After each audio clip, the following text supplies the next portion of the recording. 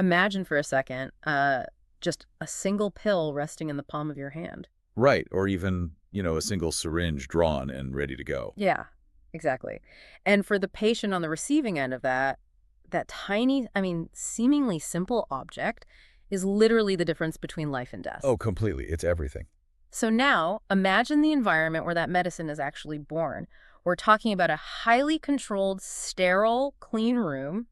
You've got positive pressure air systems, heavy stainless steel equipment everywhere. People gowned up in layers of Tyvek. Right, where only their eyes are visible. It is basically a fortress of purity. Yeah. But then an invisible air just sort of floats into the air of that suite. And you can't see it. No, you can't see it, you can't smell it. The sensors don't even initially pick it up, yet it silently compromises an entire batch of those life-saving drugs.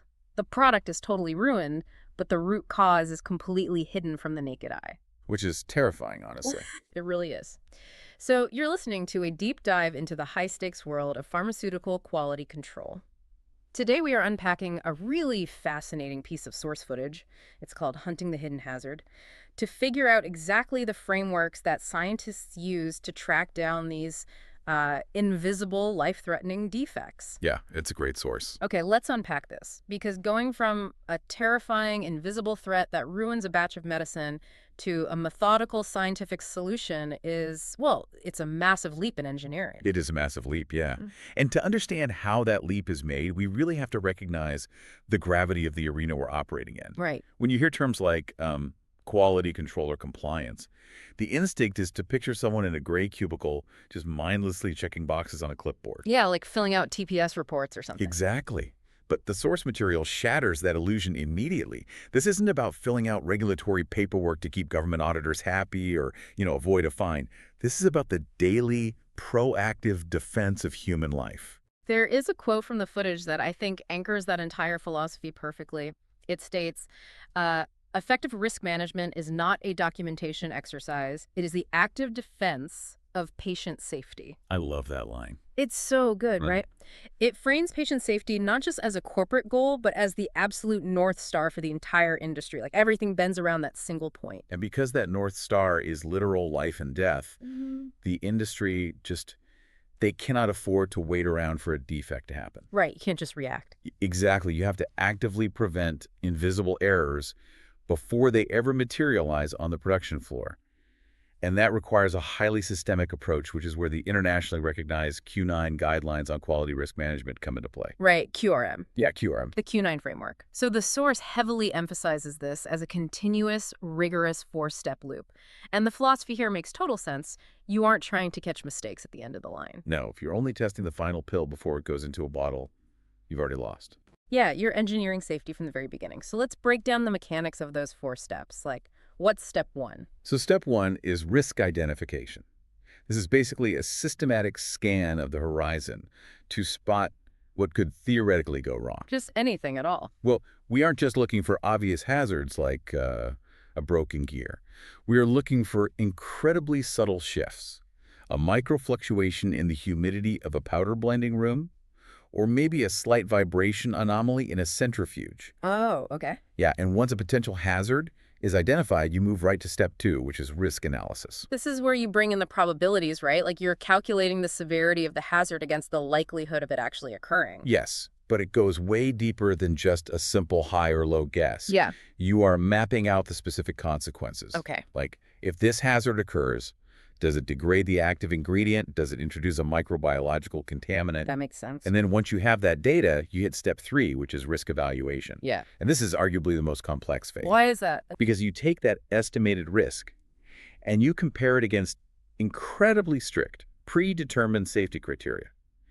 You are making a really hard decision on whether a risk is acceptable or unacceptable. Actually, I want to dig into that mechanism for a second, because acceptable risk in pharmaceuticals sounds like an oxymoron. It does, yeah. Like, how do you evaluate what is acceptable when lives are on the line? It's not like you can just say, well, a few bad pills are fine. No, definitely not. It's all about weighing the nature of the defect against the critical need for the drug. Okay, give me an example. Let's say the risk identified is a slight cosmetic variation in the color of a tablet coating.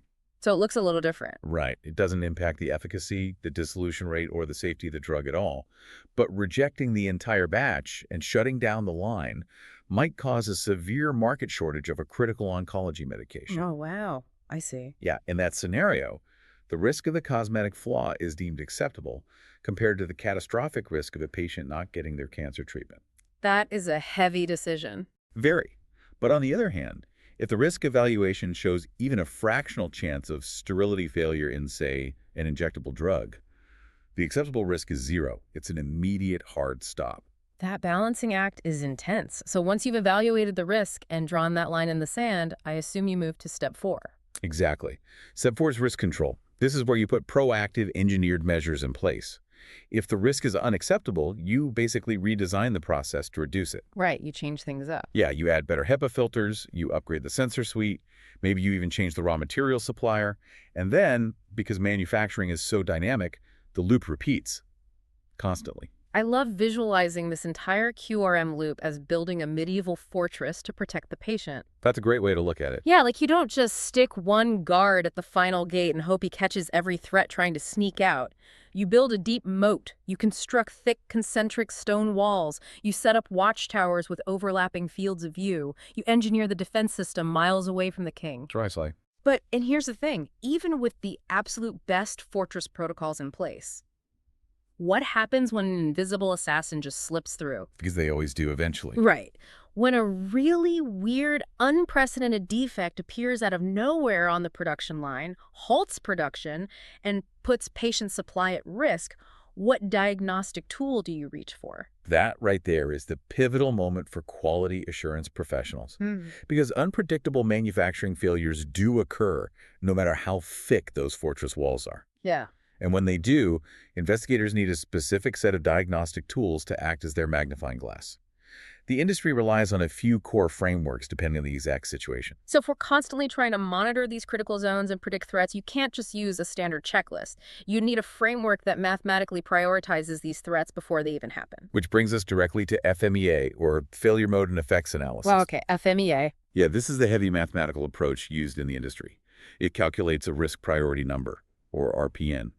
And it does this by multiplying 3 factors on a scale of 1 to 10. What are the 3 factors? The severity of the failure, Uh, the occurrence, like the likelihood of it happening, and the detection level. Detection meaning how easy it is to actually spot the error before it leaves the facility. Precisely. So if a defect is severe and highly likely, but also incredibly difficult to detect, say, a microscopic chemical degradation, the RPN just skyrockets. Which forces them to focus on it. Exactly. It forces engineers to prioritize that specific vulnerability.